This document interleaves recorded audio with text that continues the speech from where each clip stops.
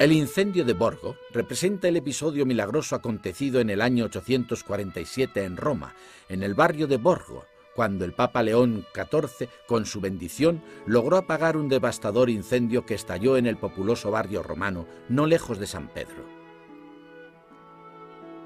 En primer plano se notan las escenas de desesperación del pueblo.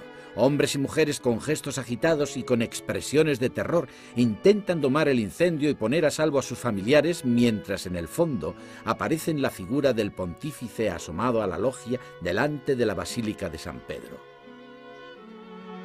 Para hacer la representación más noble y dramática, Rafael decide trasladar el episodio medieval a la época clásica. De esta forma, la escena se enriquece de referencias clásicas, sea de carácter arquitectónico como literario, como lo demuestran el grupo en fuga en primer plano a la izquierda, en el que se reconocen el legendario fundador de Roma, Enea, que sostiene sobre sus hombros al viejo padre Archise, acompañado por el hijo Ascanio y por la mujer Creusa.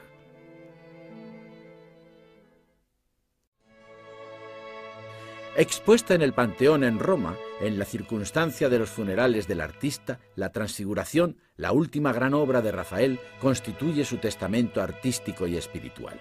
La tabla, una novedad iconográfica absoluta, representa contemporáneamente, en dos zonas sobrepuestas, dos episodios evangélicos diferentes. En la parte superior está representada la Transfiguración de Cristo, en la inferior la curación del trastornado. Las dos zonas son claramente diferentes y en precisa contraposición entre ellas, muy luminosa, compuesta y simétrica la escena celeste, agitada, asimétrica y con fuertes efectos lumínicos la terrenal. En la parte superior, envuelta en un halo luminoso, resalta la figura de Cristo que asciende al cielo sobre el monte Tabor entre Moisés y Elías, mientras los apóstoles que están abajo, asombrados e incrédulos, se protegen los ojos por la luz excesiva. En el registro inferior, dominado por una gama cromática rebajada y con efectos claroscuros, se distinguen dos grupos. A la derecha, la familia y los parientes del niño endemoniado expresan su desesperación en los rostros agarrotados y en los gestos agitados, ulteriormente exaltados por el uso de los colores fríos y por las atrevidas combinaciones cromáticas. A la izquierda, el grupo de los apóstoles que, incapaces de curar al trastornado, miran al niño indicándole el Cristo ascendente, su única salvación.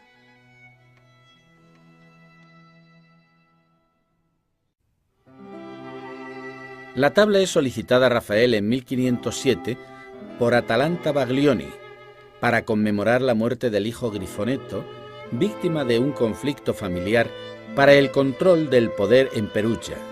El individuo representa el clásico entusiasmo de Cristo. El gran artista de Urbino, ya desvinculado de los influjos de su maestro, el perugino, pone la mirada hacia las novedades expresadas por el genio miguelangelesco. No se puede dejar de notar cómo la posición del cuerpo de Cristo recuerda el de la Piedad Vaticana de Miguel Ángel. De nuevo al gran artista florentino debemos la introducción del grupo con el espasmo de María que, claramente, retoma la imagen de la Virgen del Tondo Doni, aunque adaptada y transfigurada por la gracia de Rafael. El amor por el mundo clásico hace pintar a Rafael el rostro de San Pedro, el tercer portador a la izquierda, con las facciones del Laocoonte, el protagonista del célebre grupo escultórico recuperado en Roma en 1506. La pintura gozó de inmediato de una enorme fama y el cardenal Escipione Borghese, nieto del Papa Paolo V, en 1608 la quiso para su colección privada. Consiguió obtenerla haciéndola sustraer por la noche de la iglesia de San Francisco en Perugia, donde se conservaba. Aún hoy la pintura se encuentra en la Galería Borghese de Roma.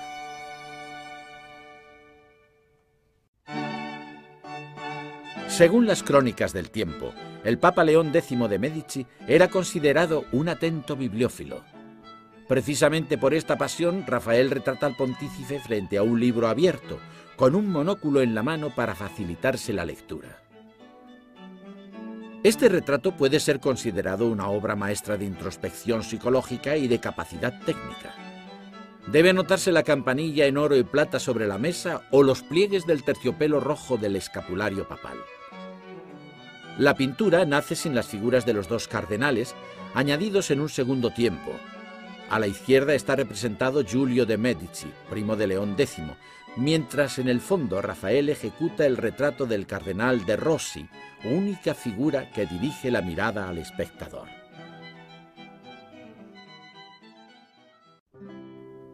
Pintado al fresco por Rafael en la estancia de Heliodoro, dedicada al tema de la intervención salvadora de Dios, el episodio de la liberación de San Pedro de la cárcel, sacado de los Actos de los Apóstoles, está dividido en 3 escenas distintas. En el centro del luneto, tras la rejilla de la celda oscura de la cárcel, un ángel envuelto en un halo de luz sobrenatural se acerca a San Pedro dormido para librarlo de las cadenas. A los lados del episodio principal están representados los 2 momentos sucesivos. A la derecha, San Pedro acompañado fuera de la prisión por el ángel envuelto en una almendra de luz, una vez más fuente luminosa de la escena. Y a la izquierda, los guardias que, tras despertarse, comprueban incrédulos la desaparición de Pedro, apenas alumbrados por la tenue luz lunar y por la llama de una antorcha. La Madonna del Cardelino es encargada a Rafael para las nupcias de Lorenzo Nassi en los años 1506-1507. Obra crucial en la carrera de Rafael, la tabla inaugura el esquema compositivo piramidal de inscripción leonardesca, perfeccionado más adelante por Rafael en las sucesivas Madonne florentinas. La rígida estructura geométrica es sabiamente atenuada por suaves efectos de luz, por la intensa expresividad de las figuras y de la suave gracia y hermosura de la Virgen. María está sentada en un paisaje singularmente vacío y áspero. Concentrada y con dulzura observa el juego despreocupado de Jesús que acaricia un pequeño colorín en las manos de San Juanito. La despreocupación de la ocasión matrimonial no impide a Rafael introducir importantes referencias simbólicas como el libro que la Virgen tiene en sus manos, símbolo de la sabiduría, o el mismo colorín, imagen del alma salvada por la palabra y el gesto redentor de Cristo.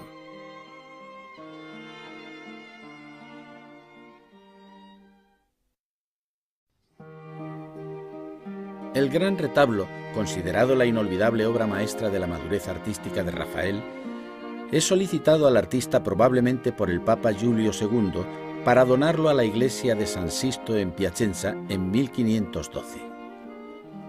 La invención rafaelesca es absolutamente genial. De hecho, la pintura introducida en el ábside simulaba una ventana entreabierta sobre el cielo con las cortinas abiertas y el antepecho en el que están apoyados 2 querubines. La tradición quiere que la imagen de la Virgen, con el vestido ondulante y el niño en brazos, sea un enésimo retrato de la Fornarina. La figura de San Sisto, a la izquierda, es seguramente la del mismo Giulio II. La santa a la derecha, al fin Bárbara, es identificada con Lucrecia de la Rovere, hermana del pontífice, o bien con Giulia Orsini, sobrina del Papa. El mensaje confiado a la obra del que la encarga es claro, el de testimoniar que San Sisto está consagrándose con la Virgen para interceder a favor de alguien o algo, probablemente en la misma ciudad de Piacenza. Adquieren así un preciso significado el gesto del viejo santo pontífice y la mirada benévola de Santa Bárbara, que mira hacia sus fieles.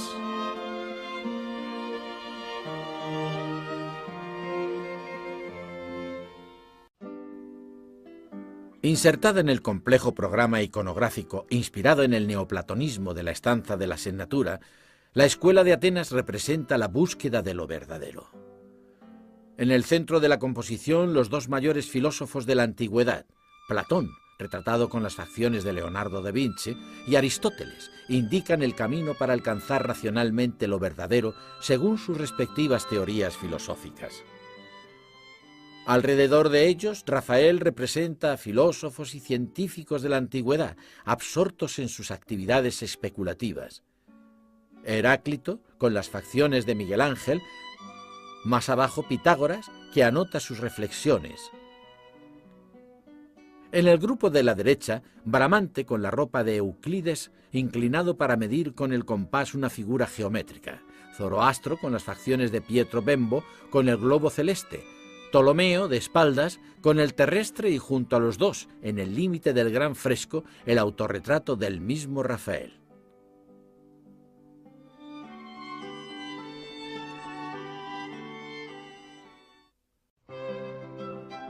Vasari nos transmite la imagen de un Rafael que goza de la vida, tal vez tan distraído por las alegrías del amor que no podía atender su trabajo. Tal descripción del artista casa perfectamente con el sensual retrato de una joven mujer conocida como la Fornarina. Hija de un panadero de Siena, fue amante de Rafael. Seguramente fue su modelo predilecta y prestó su rostro a la Madonna Sistina, a la Magdalena del retablo con el éxtasis de Santa Cecilia y a la Madonna de la Silla. En el retrato reproducido aquí, vemos que Rafael pinta a su amada casi desnuda, cubierta solo por un velo falsamente púdico. De hecho, con ese gesto, en lugar de cubrir el pecho, no hace otra cosa que ofrecerlo a la mirada del artista y del espectador. El maestro de Urbino firma el retrato de Margherita Luti, verdadero nombre de la Fornarina, sobre la pulsera que la mujer lleva al estilo oriental sobre el antebrazo izquierdo.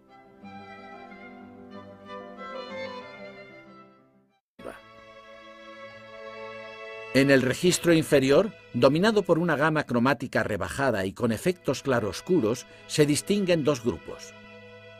A la derecha, la familia y los parientes del niño endemoniado expresan su desesperación en los rostros agarrotados y en los gestos agitados, ulteriormente exaltados por el uso de los colores fríos y por las atrevidas combinaciones cromáticas. A la izquierda, el grupo de los apóstoles que, incapaces de curar al trastornado, miran al niño indicándole el Cristo ascendente, su única salvación.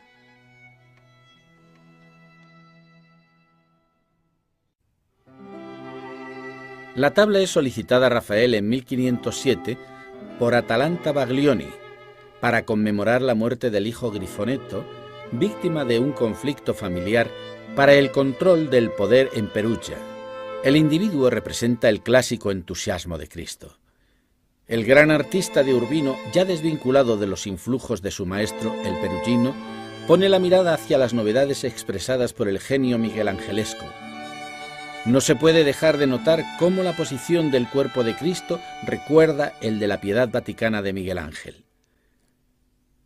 De nuevo al gran artista florentino debemos la introducción del grupo con el espasmo de María que claramente retoma la imagen de la Virgen del Tondo Doni, aunque adaptada y transfigurada por la gracia de Rafael. El amor por el mundo clásico hace pintar a Rafael el rostro de San Pedro, el tercer portador a la izquierda, con las facciones del Laocoonte, el protagonista del célebre grupo escultórico recuperado en Roma en 1506.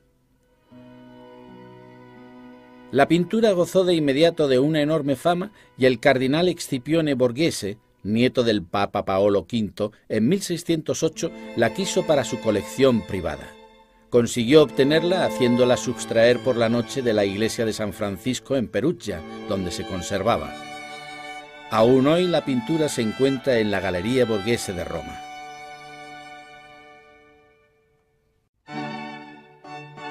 Según las crónicas del tiempo, el Papa León X de Medici era considerado un atento bibliófilo. Precisamente por esta pasión, Rafael retrata al pontífice frente a un libro abierto, con un monóculo en la mano para facilitarse la lectura. Este retrato puede ser considerado una obra maestra de introspección psicológica y de capacidad técnica. Debe notarse la campanilla en oro y plata sobre la mesa o los pliegues del terciopelo rojo del escapulario papal. La pintura nace sin las figuras de los dos cardenales, añadidos en un segundo tiempo. A la izquierda está representado Giulio de Medici, primo de León. A la derecha, al fin Bárbara, es identificada con Lucrecia de la Rovere, hermana del pontífice, o bien con Giulia Orsini, sobrina del Papa.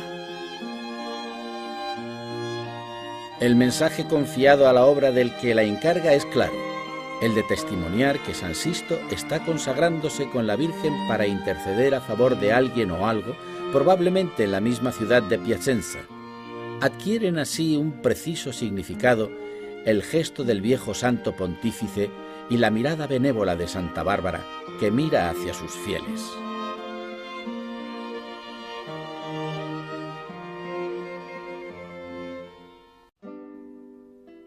Insertada en el complejo programa iconográfico inspirado en el neoplatonismo de la Stanza de la Segnatura, la Escuela de Atenas representa la búsqueda de lo verdadero.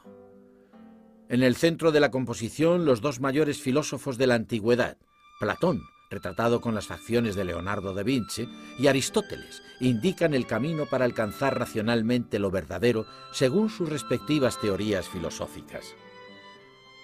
Alrededor de ellos, Rafael representa a filósofos y científicos de la antigüedad, absortos en sus actividades especulativas.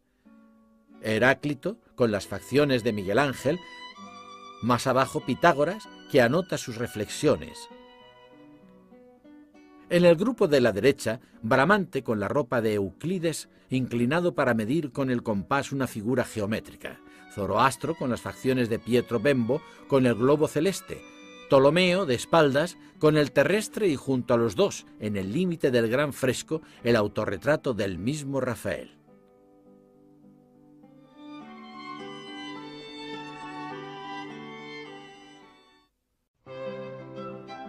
Vasari nos transmite la imagen de un Rafael que goza de la vida, tal vez tan distraído por las alegrías del amor, que no podía atender su trabajo.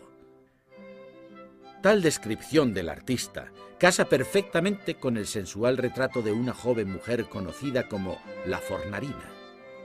Hija de un panadero de Siena, fue amante de Rafael. Seguramente fue su modelo predilecta y prestó su rostro a la Madonna Sistina, a la Magdalena del retablo con el éxtasis de Santa Cecilia y a la Madonna de la Silla. En el retrato reproducido aquí, vemos que Rafael pinta a su amada casi desnuda, cubierta solo por un velo falsamente púdico. De hecho, con ese gesto, en lugar de cubrir el pecho, no hace otra cosa que ofrecerlo a la mirada del artista y del espectador. El maestro de Urbino firma el retrato de Margherita Luti, verdadero nombre de la Fornarina, sobre la pulsera que la mujer lleva al estilo oriental.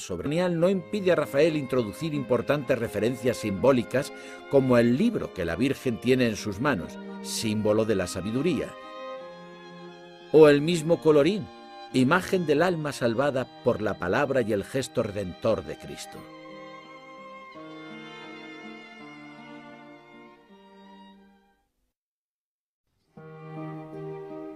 El gran retablo, considerado la inolvidable obra maestra de la madurez artística de Rafael, es solicitado al artista probablemente por el Papa Giulio II para donarlo a la iglesia de San Sisto en Piacenza en 1512. La invención rafaelesca es absolutamente genial. De hecho, la pintura introducida en el ábside simulaba una ventana entreabierta sobre el cielo con las cortinas abiertas y el antepecho en el que están apoyados dos querubines. La tradición quiere que la imagen de la Virgen, con el vestido ondulante y el niño en brazos, sea un enésimo retrato de la Fornarina. La figura de San Sisto, a la izquierda, es seguramente la del mismo Giulio II. La santa a la derecha, al fin Bárbara, es identificada con Lucrecia de la Rovere, hermana del pontífice, o bien con Giulia Orsini, sobrina del Papa. El mensaje confiado a la obra del que la encarga es claro, el de testimoniar que San Sisto está consagrándose con la Virgen para interceder a favor de alguien o algo, probablemente en la misma ciudad de Piacenza. Adquieren así un preciso significado el gesto del viejo santo pontífice y la mirada benévola de Santa Bárbara, que mira hacia sus fieles.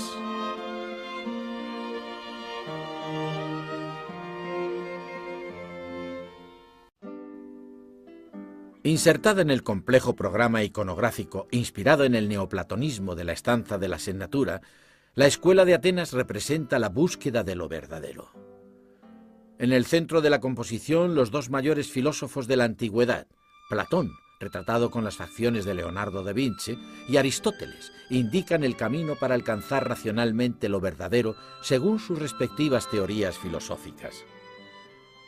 Alrededor de ellos, Rafael representa a filósofos y científicos de la antigüedad, absortos en sus actividades especulativas. Heráclito, con las facciones de Miguel Ángel, más abajo Pitágoras, que anota sus reflexiones. En el grupo de la derecha, Bramante con la ropa de Euclides, inclinado para medir con el compás una figura geométrica. Zoroastro con las facciones de Pietro Bembo, con el globo celeste. Ptolomeo, de espaldas, vemos la introducción del grupo con el espasmo de María, que claramente retoma la imagen de la Virgen del Tondo Doni, aunque adaptada y transfigurada por la gracia de Rafael.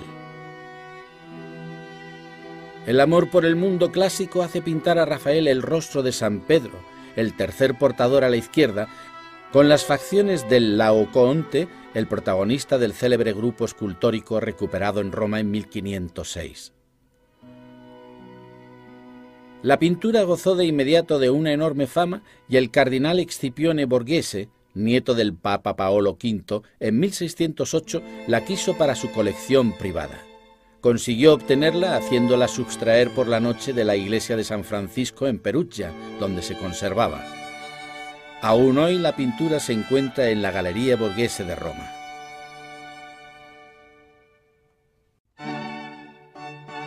Según las crónicas del tiempo, el Papa León X de Médici era considerado un atento bibliófilo. Precisamente por esta pasión, Rafael retrata al pontífice frente a un libro abierto, con un monóculo en la mano para facilitarse la lectura. Este retrato puede ser considerado una obra maestra de introspección psicológica y de capacidad técnica. Debe notarse la campanilla en oro y plata sobre la mesa o los pliegues del terciopelo rojo del escapulario papal. La pintura nace sin las figuras de los dos cardenales, añadidos en un segundo tiempo. A la izquierda está representado Giulio de Medici, primo de León. A la derecha, al fin Bárbara, es identificada con Lucrecia de la Rovere, hermana del pontífice, o bien con Giulia Orsini, sobrina del Papa. El mensaje confiado a la obra del que la encarga es claro, el de testimoniar que San Sisto está consagrándose con la Virgen para interceder a favor de alguien o algo, probablemente en la misma ciudad de Piacenza. Adquieren así un preciso significado el gesto del viejo santo pontífice y la mirada benévola de Santa Bárbara, que mira hacia sus fieles.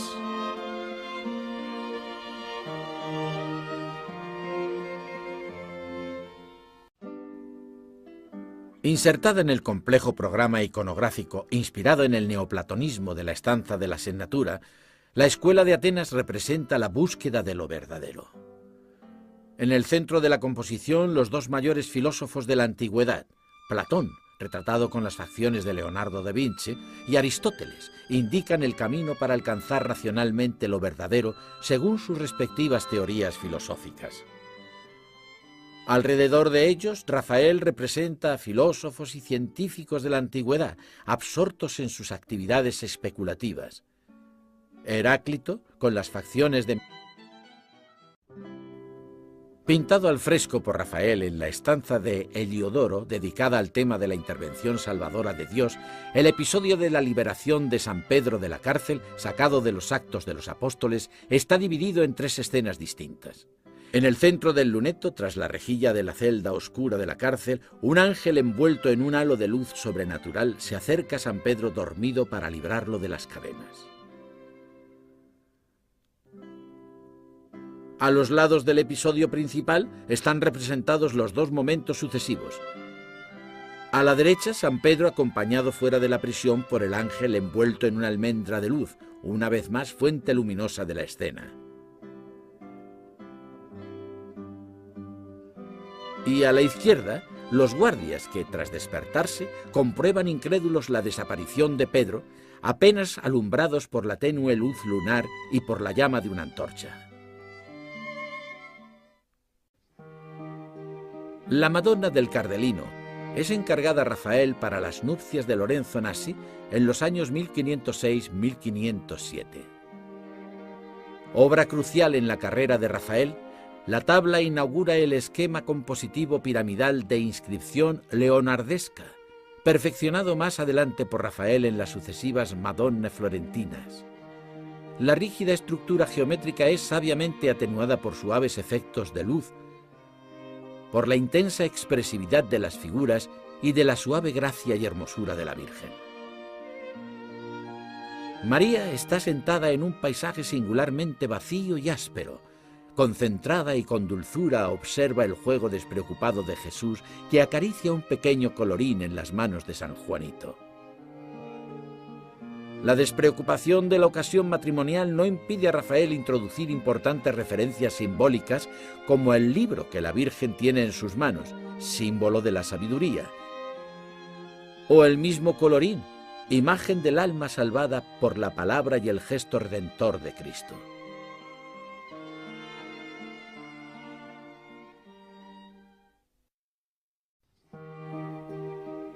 El gran retablo, considerado la inolvidable obra maestra de la madurez artística de Rafael, es solicitado al artista probablemente por el Papa Giulio II para donarlo a la iglesia de San Sisto en Piacenza en 1512. La invención rafaelesca es absolutamente genial. De hecho, la pintura introducida en el ábside simulaba una ventana entreabierta sobre el cielo con las cortinas abiertas y el antepecho en el que están apoyados dos querubines. La tradición quiere que la imagen de la Virgen con el vestido ondulado barrio romano, no lejos de San Pedro.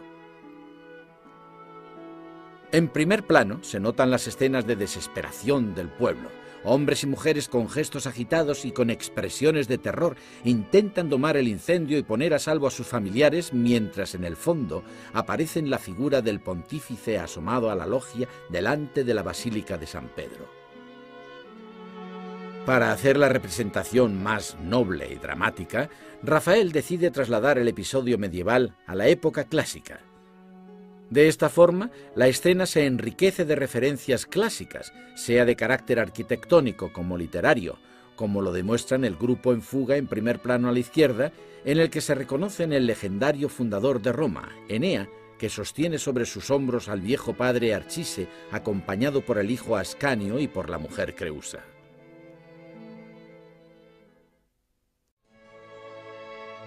Expuesta en el Panteón en Roma, en la circunstancia de los funerales del artista, la Transfiguración, la última gran obra de Rafael, constituye su testamento artístico y espiritual.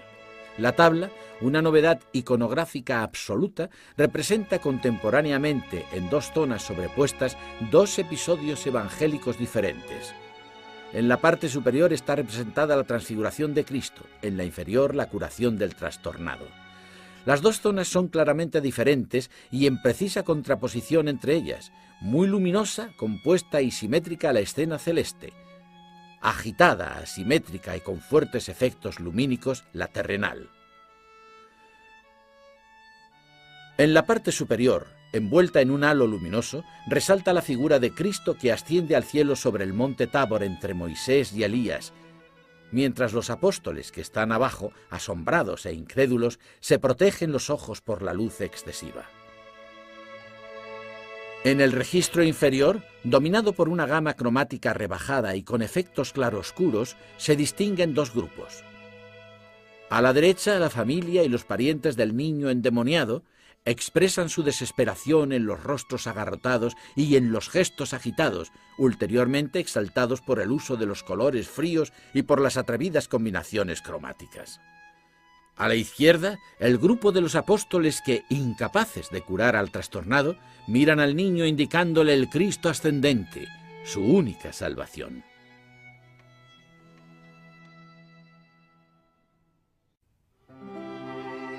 La tabla es solicitada a Rafael en 1507 por Atalanta Baglioni para conmemorar la muerte del hijo Grifonetto, víctima de un conflicto familiar para el control del poder en Perugia.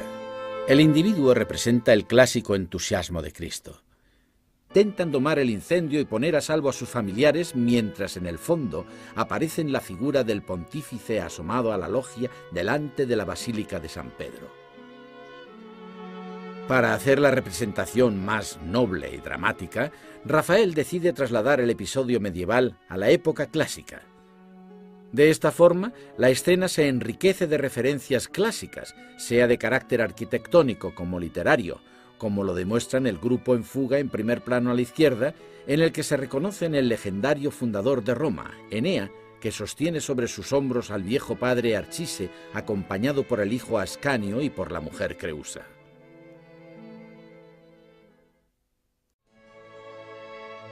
Expuesta en el Panteón en Roma, en la circunstancia de los funerales del artista, la Transfiguración, la última gran obra de Rafael, constituye su testamento artístico y espiritual. La tabla, una novedad iconográfica absoluta, representa contemporáneamente, en dos zonas sobrepuestas, dos episodios evangélicos diferentes. En la parte superior está representada la Transfiguración de Cristo, en la inferior la curación del trastornado.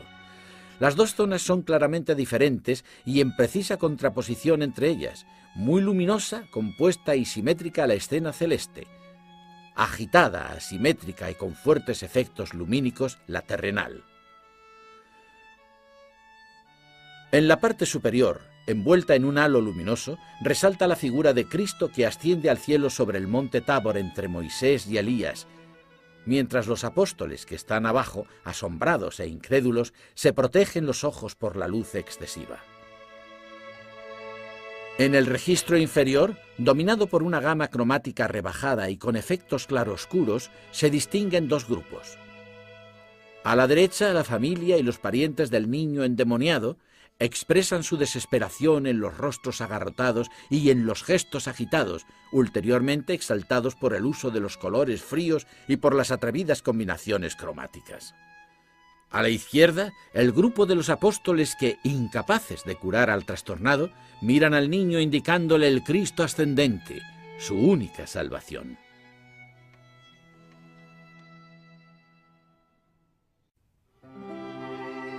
La tabla es solicitada a Rafael en 1507 por Atalanta Baglioni para conmemorar la muerte del hijo Grifonetto, víctima de un conflicto familiar para el control del poder en Perugia.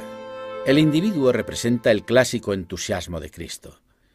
El gran artista de Urbino, ya desvinculado de los influjos de su maestro, el perugino, pone la mirada hacia las novedades expresadas por el genio miguelangelesco. No se puede dejar de notar cómo la posición de la escena. Y a la izquierda, los guardias que, tras despertarse, comprueban incrédulos la desaparición de Pedro, apenas alumbrados por la tenue luz lunar y por la llama de una antorcha. La Madonna del Cardelino es encargada a Rafael para las nupcias de Lorenzo Nassi en los años 1506-1507. Obra crucial en la carrera de Rafael, la tabla inaugura el esquema compositivo piramidal de inscripción leonardesca, perfeccionado más adelante por Rafael en las sucesivas Madonne florentinas. La rígida estructura geométrica es sabiamente atenuada por suaves efectos de luz, por la intensa expresividad de las figuras y de la suave gracia y hermosura de la Virgen. María está sentada en un paisaje singularmente vacío y áspero. Concentrada y con dulzura observa el juego despreocupado de Jesús que acaricia un pequeño colorín en las manos de San Juanito. La despreocupación de la ocasión matrimonial no impide a Rafael introducir importantes referencias simbólicas como el libro que la Virgen tiene en sus manos, símbolo de la sabiduría, o el mismo colorín, imagen del alma salvada por la palabra y el gesto redentor de Cristo.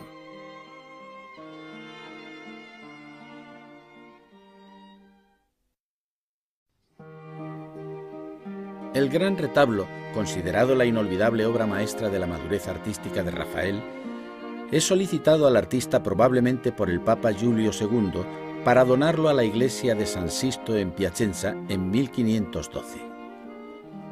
La invención rafaelesca es absolutamente genial. De hecho, la pintura introducida en el ábside simulaba una ventana entreabierta sobre el cielo, con las cortinas abiertas y el antepecho en el que están apoyados dos querubines. La tradición quiere que la imagen de la Virgen, con el vestido ondulante y el niño en brazos, sea un enésimo retrato de la Fornarina. La figura de San Sisto, a la izquierda, es seguramente la del mismo Giulio II. La santa a la derecha, al fin Bárbara, es identificada con Lucrecia de la Rovere, hermana del pontífice, o bien con Giulia Orsini, sobrina del Papa. El mensaje confiado a la obra del que la encarga es claro, el de testimoniar que San Sisto está consagrándose con la Virgen para interceder a favor de alguien o algo, probablemente en la misma ciudad de Piacenza. Adquieren así un preciso significado.